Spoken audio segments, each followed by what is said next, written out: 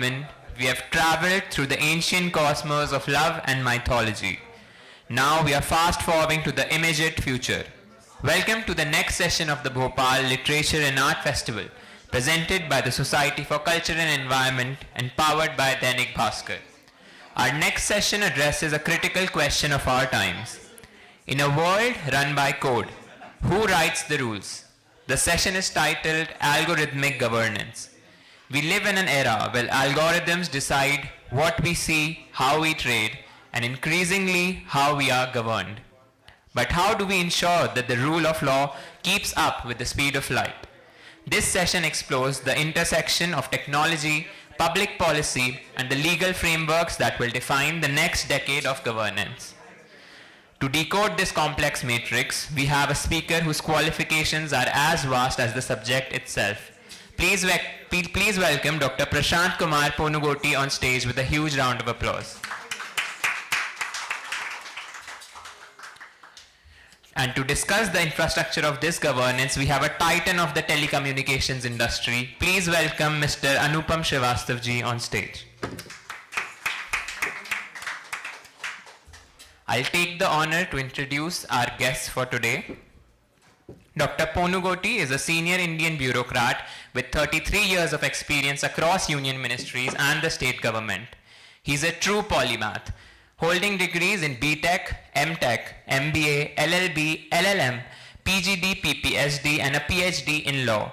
He has served in critical ministries including Justice, Tribal Affairs, Railways, and as a OSD to Telangana. Currently, he heads Testing and Conformity Assessment, TEC, at the Ministry of Communications. He is the author of the globally read book Algorithmic Governance and lives by the powerful motto, Country First, Nothing Next. A huge round of applause for him. And our moderator for today, Anupam ji, is a veteran with over 4 decades of experience in the sector. He has served as the Chairman and Managing Director, CMD of BSNL for 4.5 years, where he is credited with initiating the organization's massive revival plan. He has held director-level positions in enterprise business, HR, and broadband, and has successfully implemented prestigious government projects with 7 years of board-level experience. Today, he continues to mentor and advise companies as a consultant and director. One's experts who defines the law of algorithms and the other who builds the network they run on. This is going to be a high bandwidth conversation. Dr. Ponugoti and Anupam ji, the stage is all yours.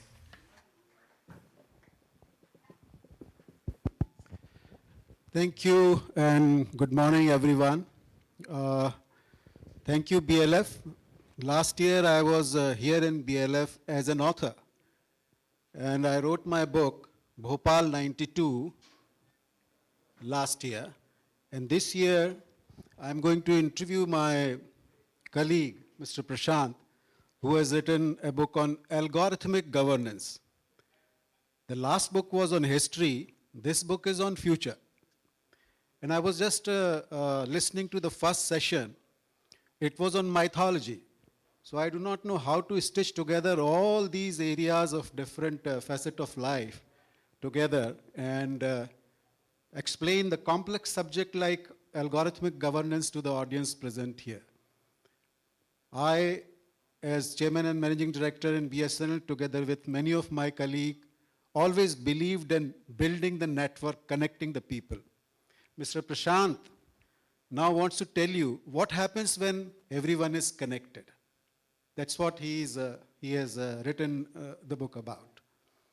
So, Prasanth, I was just going through your book and I found it interesting for the simple reason that some time back I was also listening to Yuval Noah Harari, a great writer from Israel who has written a book on the similar subject. And I immediately liked the concept and the governance through algorithm. So you talk about, you began your book and you said that in the history, when the human beings were hunters and gatherers, and then they transited to digital society as we see today. So my question is that in this transition, what do you see? Mythology में भी पहले session में लोग mythology Shankar ji की बात कर रहे थे और उसमें कहा था कि जब जब विष और अमृत निकाला जा रहा था, समुद्र मंथन हो रहा था, तब अमृत की आशा थी सबको, पर उसके पहले विष निकल आया और विष को समाप्त करना पड़ा. तो do you think that this transition is a transition from wish to amrit, or something is going in a wrong direction? Thank you so much, sir. Indeed, it's my great privilege being interviewed by my senior colleague. He had also been an inspiration in my life, many times in my career. I'm really thankful to you, sir, because sir has introduced me to this platform. It's really a great platform, I think I'm really enjoying here in Bhopal. After coming from Delhi especially. Thank you so much. And coming to the question, human civilizations never got eroded from this planet. There were challenges. Every time, whenever there is an invention, there are troubles. See, because human heart is filled with both good and bad. You don't find a human being who is absolutely bad. You can't find a person who is absolutely good. And fundamentally, in a cognitive sense, it's very difficult to define who is good and bad, because what is good to me is not a good to somebody. So the question here is how can we survive togetherness? So when we were hunters and gatherers, somebody invented a fire. And there was a big debate, when AI was invented, it's a good, it will only kill, it will only lead the forest into the fire. It cannot help a human being. But somebody believed that, yes, keeping a fire keep me warm in my cave. And they started experimenting. Definitely, there was a use and misuse. One challenge that we human beings are undergoing in this AI times is, earlier, whatever human being has invented, be it even a nuclear bomb, it is under the subjection of human being. Unless somebody really press the button, there cannot be a nuclear bomb blasting. Today, question is AI can self-learn and it can take decisions on its own. That is the challenge that we are really undergoing. But still, should we really just refuse because it is something beyond our comprehension? No, not definitely. Every time, whenever we face the challenges, human being finds a solution. So I'm hopeful that it's going to lead to an exciting new civilization in which there will be a progressive civilization process, even growing to the interplanetary civilization. Thank you. Yeah, your book has begun on a very positive note that way, and a lot of Gen Zs are sitting here, millennials or Gen Zs, I think. All of you Gen Zs? Most of you? Okay. So this book is actually for you, because we are talking about AI, we are talking about digital priesthood, and we are talking about the algorithm in the black box. Algorithm in the black box क्या होता है कि जैसे Burma में अभी सुनते हैं कि जब रोंगियास के अगेंस्ट में एथनिक क्लींजिंग हुई थी, it was because of the algorithmic black box, which is explained very nicely by Mr. Prasanth, Dr. Prasanth, let me put it this way. वहाँ क्या हुआ था कि फेसबुक के अंदर, आप सब ने फेसबुक, वैसे आप लोग फेसबुक को छोड़ चुके हो, Gen Zs have left Facebook, वो दूसरे उसमें आ चुके, पर वहाँ पर फेसबुक में ऐसा एल्गोरिथमिक था, ऐसा ब्लैक बॉक्स था, which used to promote hatred. तो जो क्लींजिंग हुई थी, ethnic cleansing, it was not by the evil people there, it was because of the algorithm created by the Facebook through a black box mechanism where the idea was to promote those posts which had hatred into it, and that kept on happening, and then it resulted into the ethnic cleansing, and whatever has happened, it's a history, and the whole society, whole human civilization is sorry for that. Dr. Prasanth talks about digital priesthood. Could you just throw light on that? What is algorithmic black box and digital priesthood, which is, I mean, these words are looking like alien to us, to me also, and I'm sure to many of the people who are sitting here.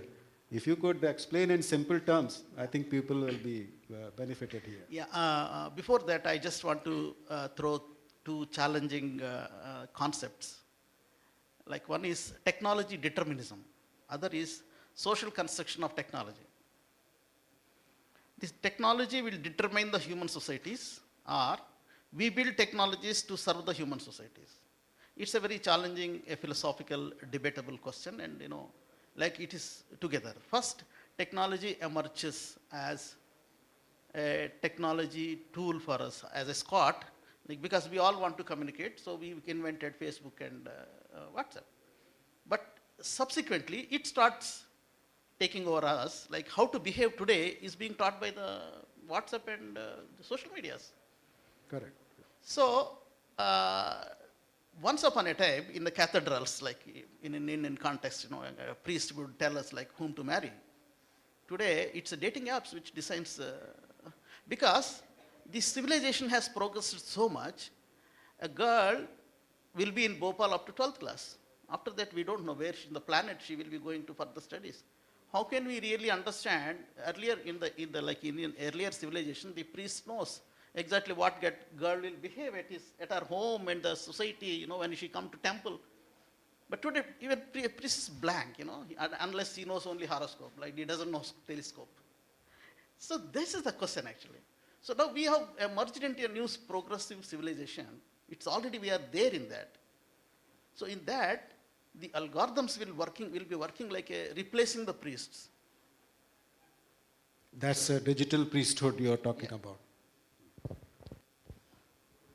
Well, if you could further throw a light on digital priesthood, they become sacrosanct like, जैसे पुराने ज़माने में अभी mythology का session चल रहा था, उसमें ये बता रहे थे, शिव जी के बारे में ही बता रहे थे. तो उस समय के कुछ शिव पुराण में अक्षर होते थे, कुछ मंत्र होते थे, जो कि कुछ चुने हुए लोगों को ही पसंद आते थे, मतलब समझ सकते थे. Common people were not aware of that. तो वो क्या उसका आप सोचते हो कि वो जिस तरह के और जो प्रीस्ट होते थे, those are now replaced by a digital priest kind of people? Those few people can understand, and people like us, the general people, are unaware and they are subject to whatever the inference is taken out from that. Do you mean digital priesthood like that? Original intention of any priesthood, for example, in a civil societies, a priest is there to serve the really society, the social needs and religious and spiritual needs. Initially, algorithms will be appearing like that. But priests get corrupted and priests established social hierarchies. It's a really a priest mistake sometimes, Right. So similar thing is going to happen with the algorithms. Okay. The one who is powerful, who has large data access, who has large data analytical capacity, computation capacity, will be creating the new narrations. And that narrations, we all bound to follow that, pray to that narrations. So actually the priest, the wicked priest who was, I'm sorry for that. Every priest is not a good priest. There are some wicked priests. Wicked priests created a community, and kept it under his control by showing maybe some mystic powers or whatever it is. So similar things can be done by the algorithms today. See, I'll just touch on one more concept called confabulation. See, we all human being, like I give you one word with a spelling mistake, but you still read it correctly. This is called confabulation. So similar kind of confabulation capacities are being built in the algorithms. So even if you give a little bit irrelevant data, it can make a story and give a narration. You can just check up the difference between Perplexity and ChatGPT. If you ask a question to ChatGPT, two irrelevant things, like a black coat and Mr. Anupam Shrivastava. It creates a story. It tells, yes, Anupam Shrivastava has a some relationship it established, and it tells you a narration. If you ask Perplexity, it will tell you very bluntly, it has no relation, because the intention of ChatGPT is to make more involved and also to give a satisfied answer. But whereas perplexity is a blunt, it is given for the mostly scientific questions. So actually that particular algorithm is answering whom? For example, we have Alexa. We think, I am teaching Alexa. No, Alexa is also teaching me. Initially, I teach Alexa. Alexa has become my priest today. After some time, I ask a very important, he's a most respected senior colleague to me. I ask him some question about some technology issues. He is competent to give me answer. But many times, you can experiment in your own lives. Many times, I don't like his answer, but when I ask my ChatGPT or Alexa, I will like this answer. Because my Alexa knows how to put answer to me, but he doesn't know. See, the societies are evolving to that stage. They don't like their colleagues and parents. Children want to engage with the devices more because device is giving a satisfactory life to them, whereas parent is not. See, how the progressive civilization we are already in that. Absolutely, but Prashant, no, Anupam Shrivastava in black, the reason is only I would like to look slim, so. So, Prashant, you talk about silicon curtain. I mean, another word which this book mentions is silicon curtain. And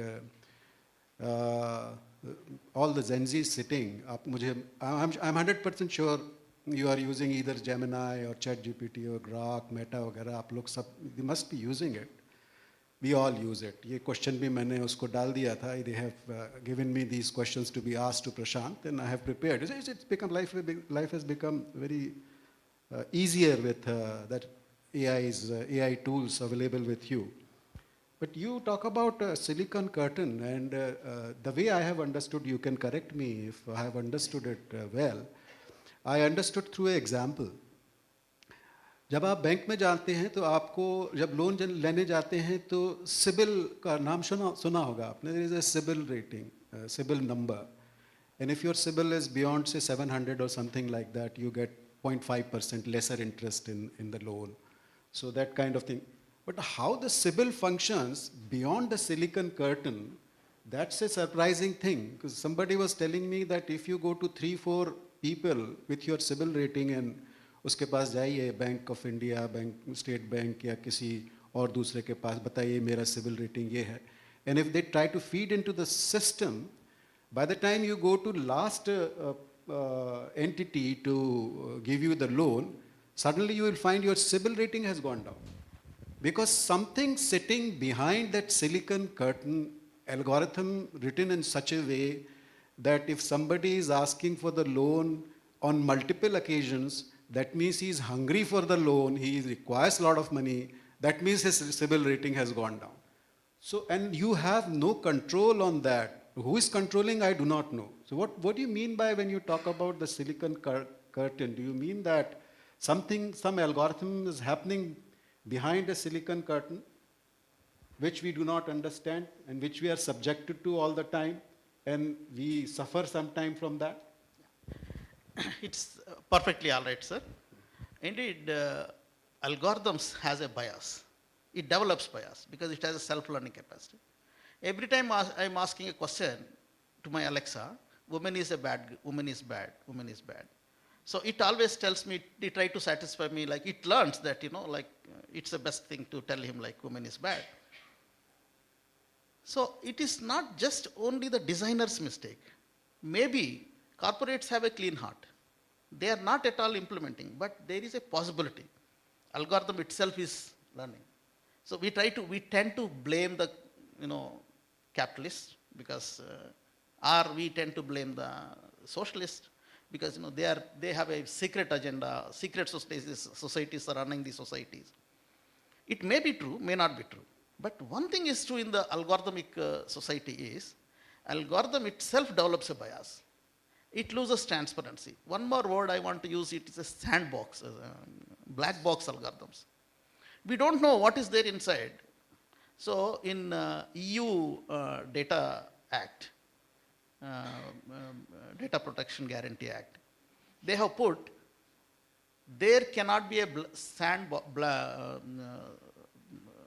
dark box algorithms.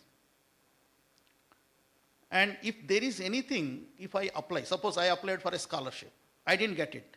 If I ask that AI module why I didn't get, it should be able to explain me reasonable. Oh, really? Oh. So they have made it a mandatory. Even we tried it in India DPDP Act also, but there were some misunderstandings. Some people have not agreed. So it was not so transparent in Indian DPDP Act.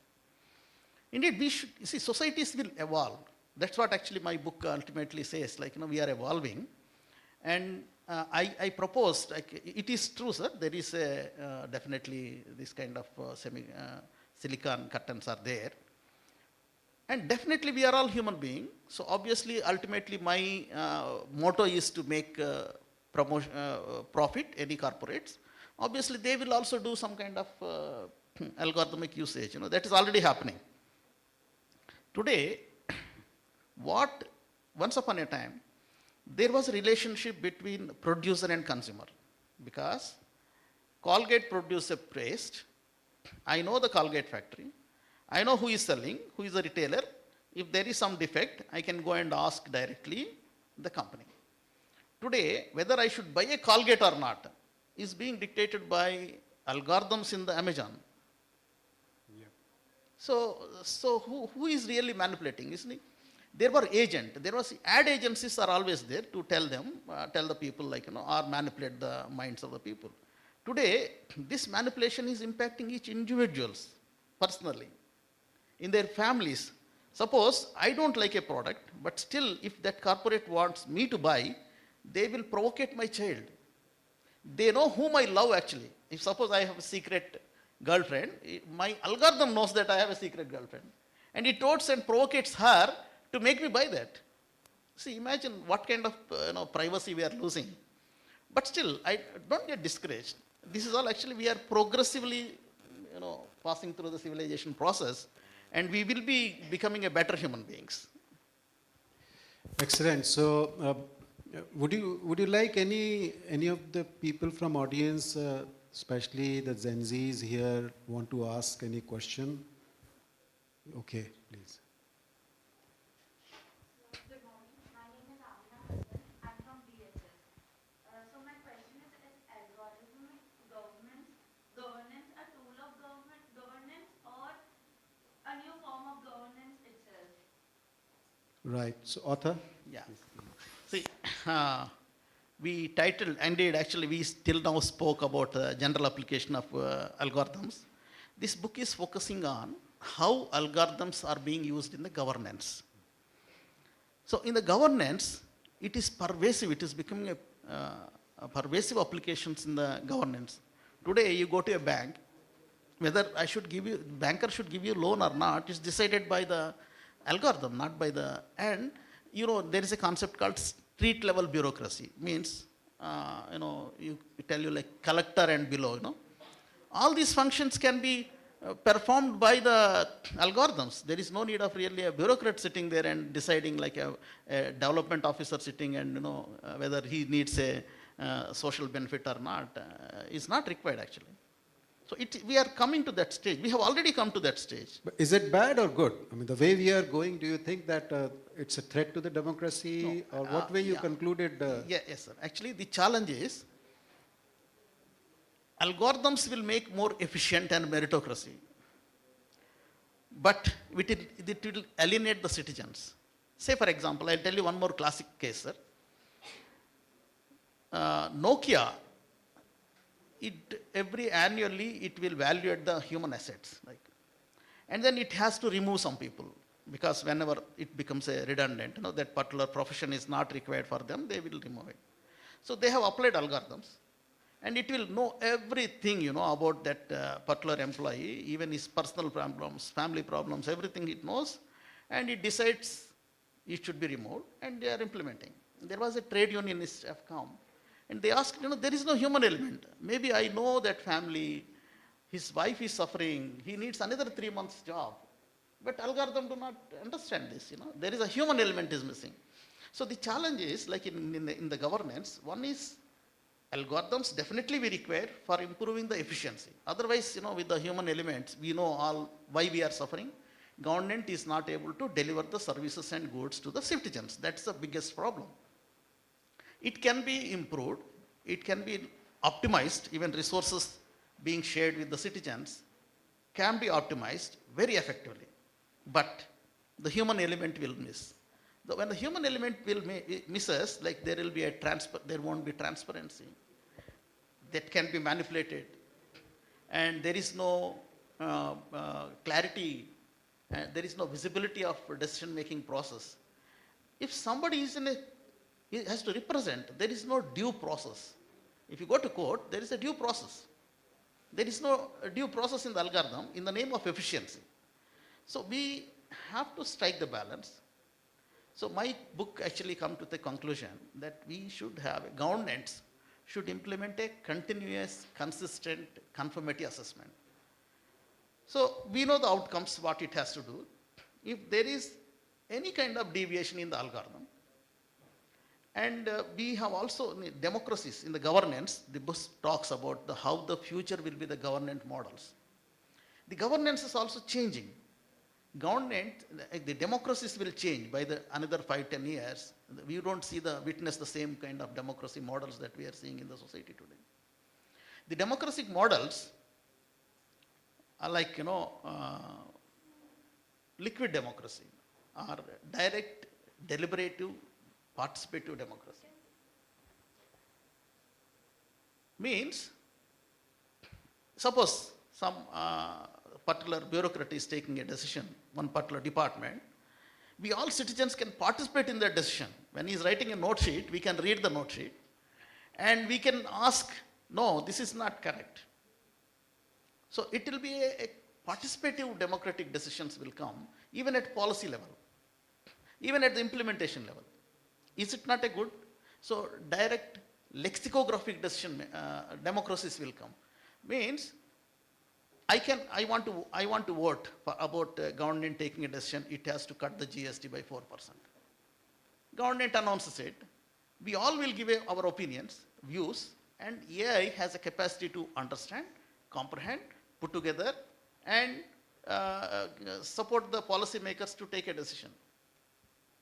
At the same time, AI can also, I also have a chance to say, if the government gives a range, we will reduce GST by 6 to 2%. I should be able to choose 6, 10 out of 10, 4, 10 out of 8, and 2, 10 out of 6. 6 out of 10, sorry. So this is how I can give a range of my opinions. And still AI has a capacity to conclude it and derive an inference on this. So and the most interesting part, Prashant, which you have written, which I liked, I mean the best part I liked about your book is that, say we all are aware that what has happened in Nepal, Sri Lanka, Gen Z were agitated. तो हिंदुस्तान में भी लोगों को परेशानी ये होती है, generations like Gen X और baby boomers like us, कि Gen Z बैठे क्या सोच रहे हैं अभी, मतलब are they going to, what are they thinking? So that's the problem. In his book, and I want you guys to really read it, to find it. In his book, he has devised a formula, a mathematical formula, wherein if you feed certain variables to it, it can predict that what is going to happen, what the masses are thinking, what they are going to do. Can a Nepal or Sri Lanka type of thing happen in India or China or other places? That kind of research that he has, I have requested him to take the intellectual property right on that particular formula which you have devised and sell it to different governments that, look here, I have got something where I can predict what the people, the society, the young generation, they are thinking and what way they are going to react. And that is a very good tool to the democratic government to really find out and pacify them and placate them and tell them that this is what is required for them to in democracy to succeed. That's the best part. If you could probably tell a little bit about that formula part. Yes, sir. Thank you so much. I think, can you put a presentation, a graph is there, one slide, if you can bring it to that. So before that, I will just tell you, I've done a lot of research on this. Like, I picked the number of cases across the globe. Because of algorithms, what is happening, the social tensions in the societies. We all know social triad, there is a market forces, civil societies, and governments. This is actually always a competing environment. So there is one famous case, you all can read it, Compass case.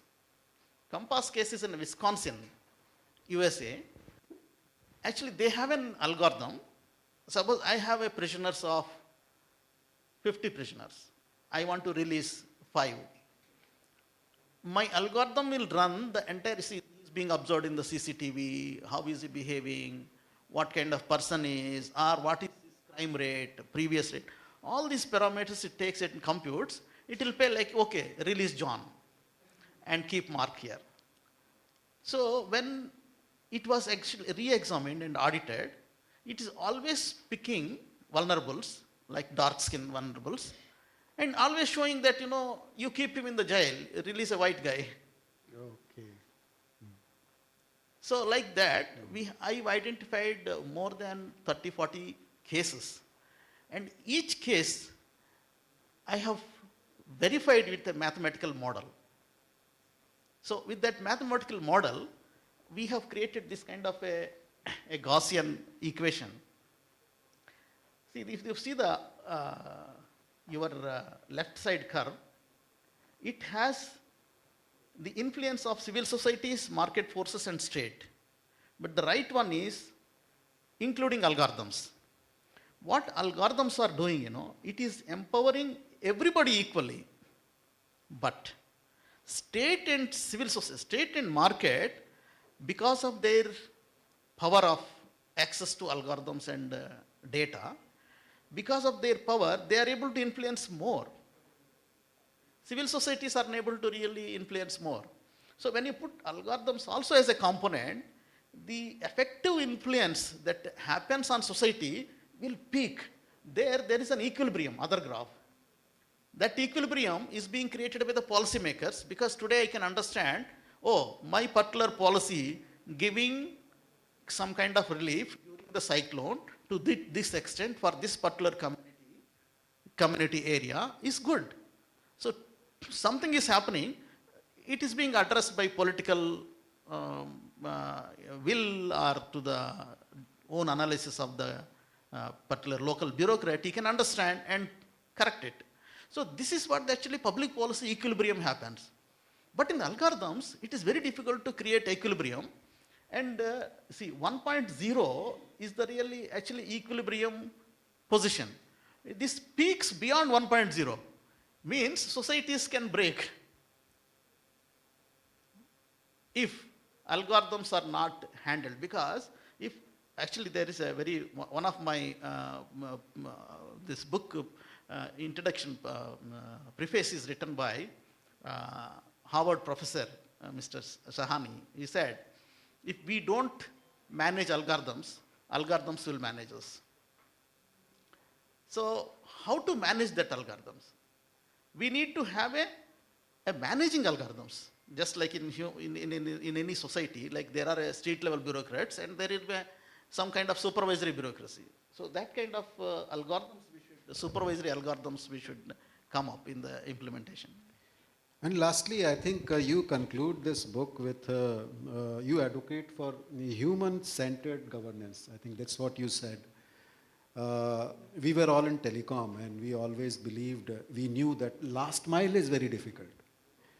And for AI also, last mile is very difficult because AI can sit there, algorithms can sit at the behind this silicon curtain. But when they are dealing with the human being, the people like us, they don't have that human touch available because they don't have any consciousness. They can decide whether you like it or not. You have filed income tax last December. Algorithm doesn't like it. And it finds it something else. Your claim is not settled. This is happening. In fact, this year it is happening even more. That algorithm doesn't like your income tax and then it is not settling your claim amount.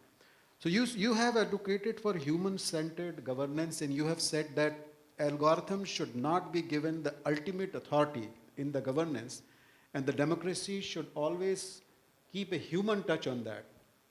But how would you like to, you have to go to algorithm to have a good system, and you, at the same time you are telling that algorithm should not be given the final authority. How do you think the balance can come in today's Yeah. social and political situations? Yeah. It's really very challenging thing to address. But in my book, actually, I have come up with some kind of propositions like. So, one is there should be a political will that the abuse of algorithms should be stopped. There should be a separate investment happens in algorithms which are going to supervise the algorithms which are being implemented. Say for example, I have claimed the tax and that algorithm is not actually giving me at all. Always it is taking decision against me. Today in a physical world you appeal. So there should be an appealing algorithm. This appellant has to have human-centric wisdom in that. It is not just only efficiency doesn't matter. Even if it is inefficient, it takes longer time, but it should deliver this justice in a human-centric way. So the power of algorithm is to quick delivery, more efficiency. The genuine, like the democratic values, actually that's why there is one chapter, like it's a algorithmic governance versus democratic values. We have to redefine the democratic procedures. Indeed, democratic values, justice, liberty and equality should be utmost priority when we design the algorithm. And also there is one chapter, why algorithms should learn jurisprudence. See, like basically my scholarship is on the governance. When I was really attempting to deal with this subject, I have done my research on judicial reviews, a bureaucratic decision. It is being reviewed by the judge. So both should have a same learning curve. So algorithms should priorly understand that it has to take a decision based on the jurisprudential knowledge. That's why I think I have covered that also. So I think, yeah. So only the last question and last discussion point, I would like for the benefit of the audience that a general part, it has got nothing to do with algorithmic governance, only artificial AI. So everybody is talking about AI. Yuval Noah Harari calls it, it's not AI, he says it is alien intelligence. And you have also mentioned somewhere like, it is not artificial intelligence, it is alien intelligence. So how would you like that the young generation, uske baad now generation alpha, beta, gamma, whatever they will come, they will have to live in this AI world. How would you like, what message would you like to give them? How shall they balance the use of AI and use of HI, the human intelligence, so that it doesn't remain alien intelligence, it only helps to empower the society and the people to do better, to get a better productivity. How can you do that? See, as a human being, indeed, when we were all hunters and gatherers, there was a limited information and limited people. See, the processing, computation of the information, and egalitarian usage of the information was possible. Today, human being is so large number. Everybody is producing lot of data, and lot of intelligence is required, lot of computation capacity is required. So, today what we have achieved is we are able to handle and create an egalitarian societies with large society, large information, and large computation capacity. We are going to evolve to the quantum computation. Then it is very easy to understand, like a DNA sequencing. Very easy. So what is happening is we can really establish a human societies. How egalitarian were they when we were all hunters and gatherers? It can happen because of the AI and computation capacity, quantum computer. But if there is a missing of human element, human-centric element, especially in a democratic societies where justice, equality, and liberty is missing, then the human societies tend to collapse. Because once upon a time, it's very easy to handle any illiterate society, because you can create one narration and make it more popular. People will believe and follow that narration. But today it is impossible. Your narration is being questioned thoroughly by everybody, especially Gen Z and Gen Alpha. You have a right to question. So, is it a good or bad is happening to the society? It is definitely a good is happening to the society. Because just because your father said, in my case, like I liked actually philosophy, economics, and mathematics. But my father said, no, you don't get job, you should do engineering. So today you need not to actually. You can tell your father, no, you see, there is a very good profession, I can make good money or I can make a good living. And the relevance of accumulation of wealth also will vanish, because resources are available and everybody has a resources access, and somebody is abusing, you can understand and you can easily tackle it.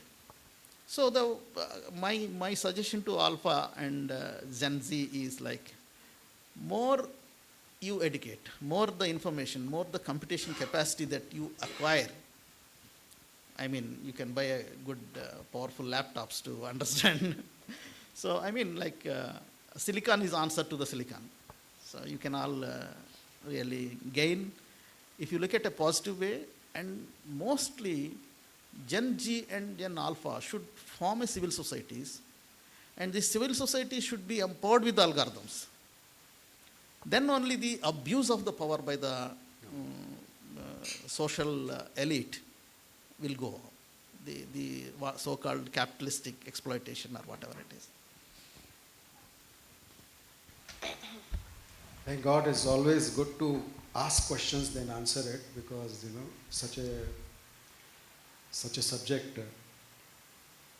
So we are going to close it, and before that we would like to release the book. He has got copies of the book which we can probably open it if.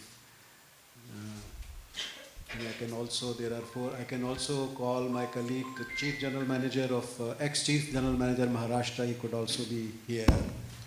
Gajendra also can come. Yeah, so he can also. He is my batchmate. Dear audience, can we give them a huge round of applause? And maybe to add a little bit of glamour, Mrs. Khare also could come to the audience.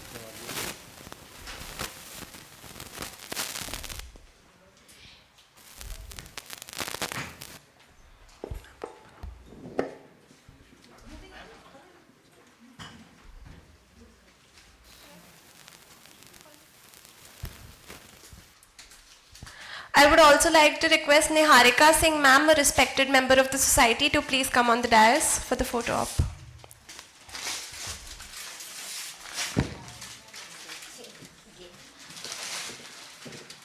Can we give them a huge round of applause, ladies and gentlemen?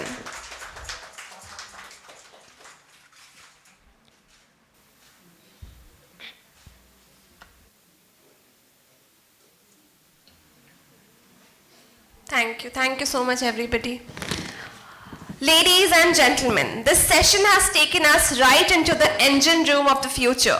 Today's conversation reminded us that algorithms are no longer